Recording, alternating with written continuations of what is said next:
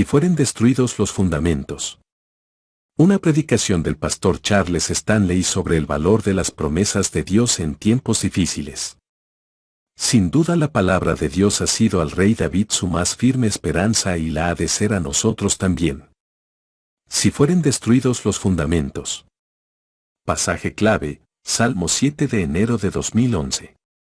Lecturas de apoyo, 1 Samuel 18.7, Juan 3.16, 2 Corintios 5.8, Hebreos 13.5, 1 Juan 1.9, 5.14, 15.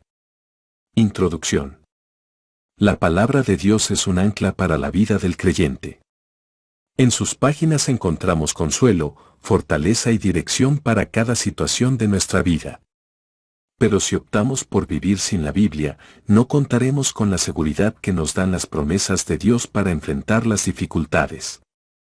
Esta es una de las épocas más difíciles que hemos enfrentado en nuestro país. Hemos perdido la unidad, la estabilidad, la fortaleza y el amor que antes teníamos. Y ahora nuestra nación sufre como consecuencia de la inseguridad, la ansiedad y la desconfianza. Es por eso que debemos descansar en la palabra de Dios, pues debemos acudir a su presencia y pedirle que nos dé la sabiduría, el valor y la obediencia para hacer lo que es de su agrado. David conocía muy bien lo que significaba pasar por dificultades, y fue por medio de ellas que aprendió a confiar en el Señor. Al enfrentar a Goliat, no confió en sus propias fuerzas, sino en la fidelidad de Dios. Lo mismo hizo al ser perseguido por Saúl, quien deseaba matarlo. Fue por eso que tuvo que huir y esconderse del rey. Y en el Salmo 11 se nos muestra lo que David sentía en su corazón mientras su mundo se desplomaba. La pregunta principal que hizo la hallamos en el versículo 3. Si fueran destruidos los fundamentos, ¿qué ha de hacer el justo? Cuando todo se derrumbe a nuestro alrededor, debemos recordar que la palabra de Dios es el cimiento de nuestra vida. Sin importar lo que enfrentemos, las Sagradas Escrituras nos aseguran que somos hijos de Dios, y Él ha prometido sostenernos en todo momento. Eso no significa que no sufriremos dolor o decepción, sino que el Señor estará con nosotros a cada paso que demos. Su palabra es el compás que nos guía en medio de las dificultades y los problemas. Siempre y cuando sigamos sus instrucciones, podremos enfrentar cualquier situación.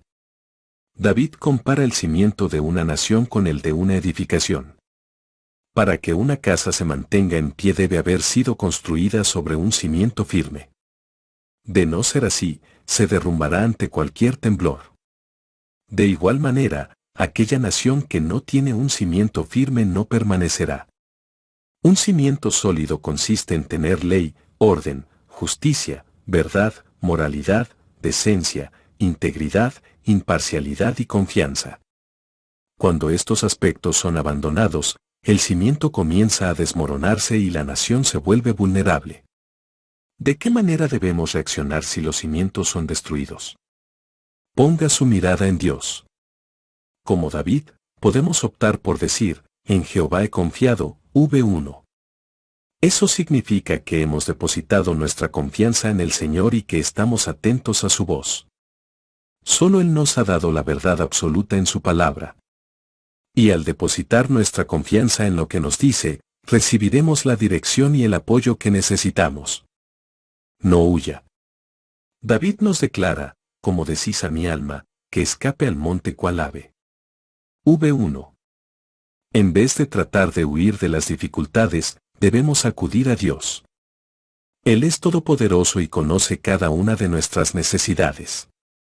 No hay un refugio más fuerte y seguro que nuestro Señor. Nos ama y desea que nos mantengamos firmes y fieles en medio de los sufrimientos, las pérdidas y el dolor, mientras dependemos de sus promesas. Puede que el cimiento de nuestro mundo físico se derrumbe y que perdamos las posesiones materiales que hoy tenemos, pero aún en medio de esa situación, nuestro Padre Celestial puede sostenernos. ¿De qué manera responde Dios cuando acudimos a Él? Nos pone bajo su divina protección. Si tenemos una relación estrecha con el Señor y andamos en obediencia a su palabra, Él le pondrá límites a las pruebas y sufrimientos que enfrentemos. Eso no significa que quitará el dolor o el problema, sino que nos guardará mientras padezcamos tales dificultades. E incluso, si llegáramos a perder la vida, nos promete que iremos inmediatamente en su presencia. 2 Cor 5.8. Está disponible. Jehová está en su santo templo, Jehová tiene en el cielo su trono. Sal 11.4. Nada está fuera de su control y está dispuesto a escuchar nuestras peticiones si venimos ante Él en oración. Cualquiera que sea nuestra necesidad, contamos con las promesas que nos ha dado en su palabra. Observa. Sus ojos ven, sus párpados examinan a los hijos de los hombres. Jehová prueba al justo. VV 4:5.